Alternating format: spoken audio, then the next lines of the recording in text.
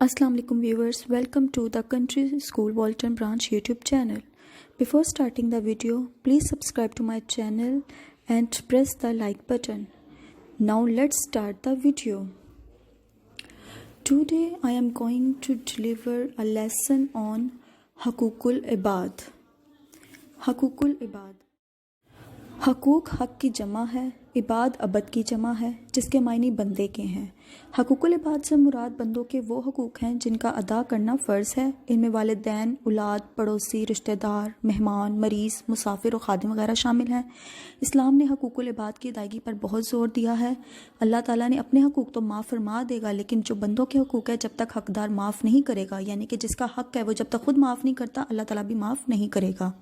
اب یہاں پر رشتہ داروں، مہمانوں اور مریضوں کے حقوق کا تذکرہ کیا گیا ہے۔ سب سے پہلے ہے رشتہ داروں کے حقوق۔ جو ہمارا دین ہے وہ ہمیں رشتہ داروں کے حقوق ادا کرنے کی تاکید کرتا ہے۔ رشتہ دار اگر مالی لحاظ سے کمزور ہوں تو ان کی مالی مدد کی جائے، بیمار ہوں تو ان کی عیادت یعنی کہ بیمار پرستی کی جائے، غم ہو یا خوشی کا موقع ہو ان کا ساتھ دیا جائے، اس کے علاوہ ان کی ضرورتوں کا خیال رکھا جائے، رشتہ داروں کے حقوق ادا کیے جائیں۔ اللہ تعالیٰ نے رشتہ داروں کے حقوق ادا کرنے کا حکم بھی دیا ہے، جیسے کہ اللہ تعالیٰ کا ارشاد ہے رشتہ داروں کو ان کا حق دو۔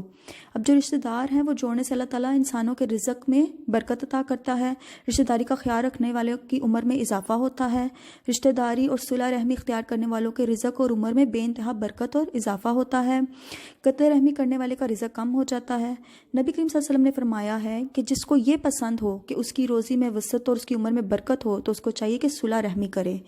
آپ صلی اللہ علیہ وسلم نے رشتہ داروں سے تعلق توڑنے سے منع کیا ہے۔ آپ صلی اللہ علیہ وسلم کا کیا ارشاد ہے کہ رشتہ داروں سے تعلق توڑنے والا جنت میں داخل نہ ہوگا، یعنی کہ اللہ پاک نے جو اپنے حقوق ہیں اس کے تو معافی عطا کی ہے، لیکن اگر جو بندوں کے حقوق ہے وہ ادا نہیں کیے جائیں گے تو اس کی معافی نہیں ہے۔ ہاں، اگر جس کا حق ادا کرنا ہے وہ خود اپنا حق چھوڑ دیتا ہے تو آپ پر اس کا کوئی بھی حق کو جو ہے وہ ادا کرنا واجب نہیں ہوگا۔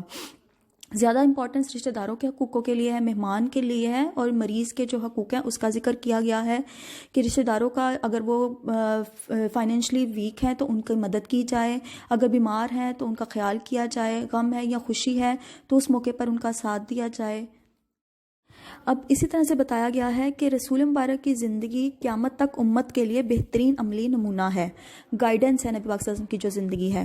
تو رسول پاک صلی اللہ علیہ وسلم نے اپنے قرابت داروں یعنی کہ رشتہ داروں کے ساتھ حسن سلوک فرمایا، ان کی خبر گیری وہ فرماتے تھے، ان کی مالی مدد کرتے تھے، ان کے کام آتے تھے اور ان کی ضرورتوں کا بھی خیال کرتے تھے۔ روایت ہے کہ نبی پاک صلی اللہ علیہ وسلم کی رضائی بہن جو حضرت شیمہ رضی اللہ عنہا ہے، جب ملنے آتی تو آپ صلی اللہ علیہ وسلم کھڑے ہو جاتے، اپنی چادر مبارک بچھا دیتے، انہیں اس پر بٹھاتے۔ جب تک وہ رہتی حضور اکرم صلی اللہ علیہ وسلم صرف ان سے باتیں کرتے، اپنا کان مبارک انہی کی طرف کیے رکھتے۔ جب جانے لگتی تو سواری پر سوار ہونے میں ان کی مدد کرتے، انہیں تحفے دے کر رخصت کرتے، یہاں تک کہ دور تک چھوڑنے بھی جاتے۔ اتنا یعنی کہ رشتہ داروں کے حقوق کے بارے میں نبی پاک صلی اللہ علیہ وسلم نے یا ان کے جس طرح سے وہ رشتہ داروں سے سلوک کرتے تھے ڈیٹیل میں یہاں پر بتایا گیا ہے۔ اب نیکسٹ ہے جی مہمانوں کے حقوق۔ اب مہمانوں کے حقوق کیا ہیں؟ اسلام نے مہمانوں کو اللہ تعالیٰ کی رحمت قرار دیا ہے، ان کے حقوق ادا کرنے کی تاکید کی ہے۔ ہمارے جو پیارے نبی حضرت محمد صلی اللہ علیہ وسلم ہے وہ بے حد مہمان نواز تھے۔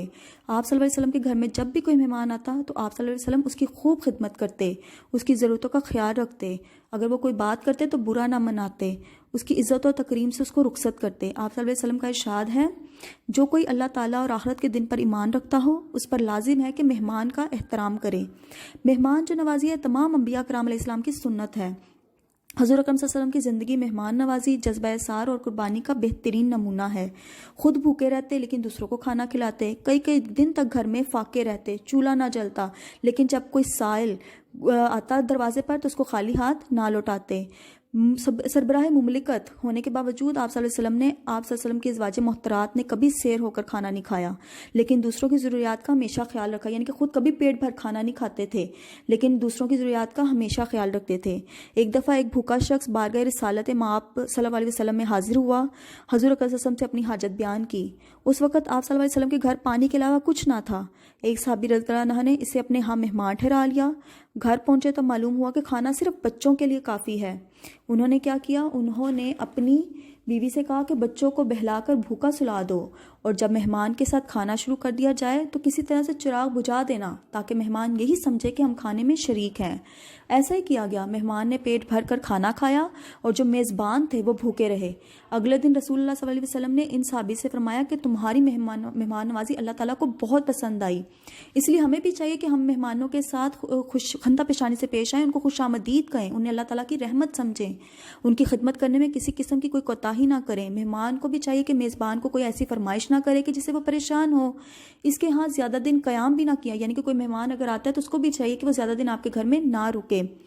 قیام کے دوران وہ اگر رک بھی رہا ہے تو کوئی ایسی حرکت نہ کرے جس سے کہ جو میزبان ہے اس کی عزت پر کوئی حرف آتا ہو یا اس کے لیے کوئی پریشانی ہو۔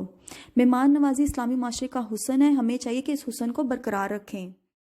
اب مریضوں کے حقوق کے بارے میں بتایا گیا ہے۔ مریضوں کے حقوق کیا ہیں کہ ایک مسلمان کا دوسرے مسلمان پر حق ہے کہ وہ جب بیمار پڑے تو اس کی عیادت کرے، بیماروں کی خدمت کرنا، ان کی دیکھ بھال کرنا، ان کے علاج معالجے میں مدد کرنا، ان کے لیے شفا ہونے کی دعا کرنا، یہ سب جو ہے مریضوں کے حقوق میں شامل ہے۔ حدیث ہے کہ قیامت کے دن اللہ تعالیٰ فرمائے گا کہ اے ابن آدم، میں بیمار تھا، تو نے میری عیادت نہیں کی کہ بندہ کہے گا پروردگار آپ ساری کائنات کے رب ہیں، بھلا میں آپ کی عیادت کیسے کرتا؟ اللہ تعالیٰ فرمائے گا کہ میرا فلاں بندہ بیمار تھا اور تو جانتا تھا مگر تو نے اس کی عیادت نہ کی، اگر تو اس کی عیادت کرتا تو مجھے بھی وہیں پاتا۔ تو بیماروں کی عیادت کرنے والوں کے لیے اللہ تعالیٰ کے فرشتے دعا گو رہتے ہیں، یعنی کہ فرشتے خود ان کے لیے دعا کرتے ہیں۔ آپ صلی اللہ علیہ وسلم کا ارشاد ہے، جو مسلمان کسی مسلمان کی عیادت کے لیے صبح کے وقت جاتا ہے تو شام تک 70,000 فرشتے اس کے لیے دعا کرتے رہتے ہیں، اور جو مسلمان شام کو عیادت کرتا ہے تو صبح تک 70,000 فرشتے اس کے لیے دعا کرتے رہتے ہیں۔ بیمار لوگوں کی عیادت کرنے سے اللہ تعالیٰ کی رحمتوں کا نزول ہوتا ہے، عیادت کرنے والے کے گناہ مٹ جاتے ہیں، اللہ تعالیٰ کی جو نورانی مخلوق ہے وہ عیادت کرنے والے کے لیے دعائیں مغفرت کرتی ہے۔ اس لیے ہمیں چاہیے کہ مریضوں کی عیادت کریں، ان کے لیے پھولوں کے تحفے لے کر جائیں، ان کی خدمت کریں، ہمدردی سے پیش آئیں۔ اگر انہیں مالی ضروریات پیش ہوں تو اپنی طاقت کے مطابق، اپنی بساط کے مطابق ان کی مالی مدد کریں، اور سب سے زیادہ ضروری یہ ہے کہ ہم اللہ تعالیٰ سے ان کی شفا کے لیے دعا کریں، اور جتنا ہو سکے ان کے پاس زیادہ نہ بیٹھیں تاکہ انہیں تکلیف نہ ہو۔ Okay viewers, thank you for watching, please subscribe to my channel, take care, اللہ حافظ۔